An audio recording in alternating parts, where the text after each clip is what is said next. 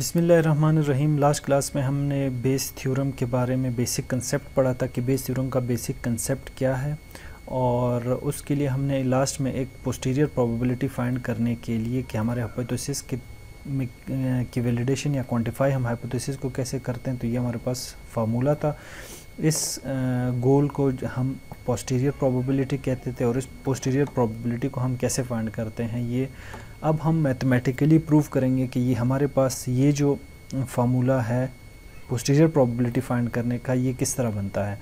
तो आपको basic knowledge होनी चाहिए थी प्रोबेबिलिटी के बारे में, तो वो प्रोबेबिलिटी की बेसिक नॉलेज हमने एक वीडियो पहले रिकॉर्डिंग की हुई है, वो लेक्चर आप चेक करें, तब आपको समझ आएगा कि हम इसको प्रूव कैसे करते हैं।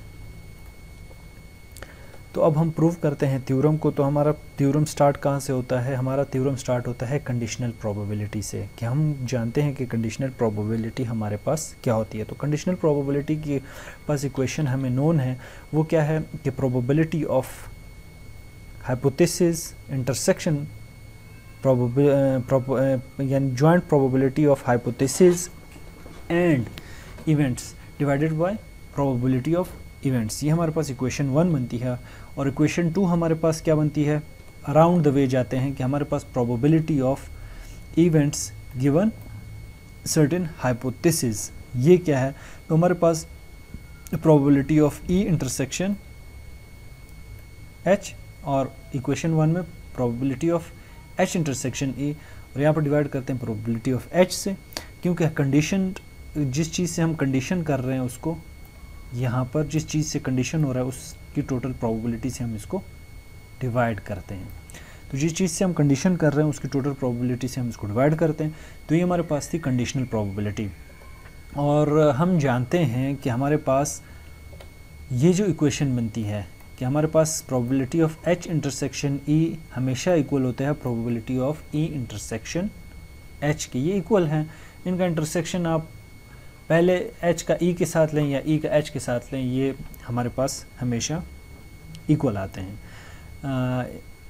नेक्स्ट हम क्या करते हैं? हम इक्वेशन 2 को रीअरेंज करते हैं। रीअरेंज कैसे करते हैं कि हम इस पोर्शन को यहीं पर रहने देते हैं और इस पोर्शन को यहाँ पर शिफ्ट करके इससे मल्टीप्लाई करते हैं। तो हमारे पास probability of e given h into probability of h आ जाता है, जिसको हम इक्वेशन 3 कहते हैं।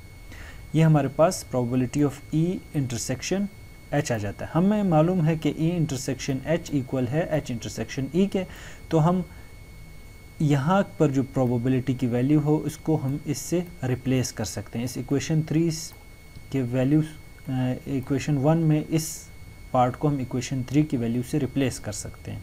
तो जब हम इसको रिप्लेस करते हैं, putting the value of P E intersection H value in equation 1, जब हम इसको पुट करते हैं तो हमारे पास इक्वेशन कैसे बनती है? P E H, इस पूरे इक्वेशन को हमने इस इक्वेशन से रिप्लेस किया है, तो हमारे पास ये जो इक्वेशन है इससे रिप्लेस किया है और डिवाइड किया है हमने उसी इक्वेशन के P E से, प्रोबेबिलिटी ऑफ एविडेंसेस से। तो प्रोबेबिलिटी ऑफ एविडेंसेस का हमें पता है कि प्रोबेबिलिटी ऑफ एविडेंसेस हम कैसे फाइंड करते हैं? Probability of evidences total probability होती है। टोटल प्रोबेबिलिटी ऑफ हाइपोथेसिस आपका प्रूव हो या आपका हाइपोथेसिस प्रूव ना हो, दोनों कंडीशंस की प्रोबेबिलिटी को ऐड अप करते हैं, उसको हम प्रोबेबिलिटी ऑफ ई कहते हैं। और प्रोबेबिलिटी ऑफ हाइपोथेसिस का हमें पता है कि हमारे हाइपोथेसिस की प्रोबेबिलिटी क्या है? पी ऑफ एच, यानी जो हाइपोथेसिस हमने यहाँ पे रखा था। जैसे हमारे पास यहाँ पर अगर हम देखते हैं P ऑफ H हमें मालूम है, इसको प्रायर प्रोबेबिलिटी कहते हैं। P probability of evidences given hypothesis भी हमें मालूम है। यहाँ पर probability of evidences given no hypothesis is not true, ये भी हमें मालूम है। तो हमारे पास ये तमाम चीज़ें यहाँ पर इस तरह से प्रूव हो जाती हैं फ्रॉम कंडीशनल प्रोबेबिलिटी की दो इक्वेशन से हम इस पूरे प्रोसेस को प्रूव करते हैं। और ये हमारे पास प्रूव है किस चीज़ का? बेस थ्योरम का। It is so simple, some steps that are explaining well how the theorem is proved.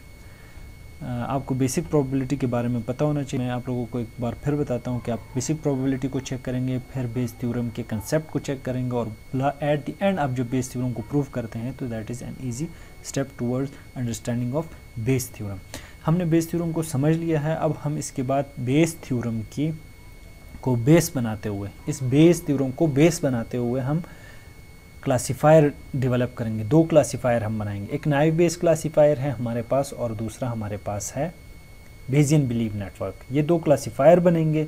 In classifier को हम डेटा माइनिंग में कैसे यूज़ करते हैं इसको हम डिस्कस करते हैं। Thank you very much for understanding the Bayes theorem proof, जो हमने मैथमेटिकली प्रूव कर दिया है कि बेस थ्योरम कैसे इवॉल्व हुआ और वो वर्क कैसे करता है उसको हमने प्रीवियस एग्जाम्पल में समझा।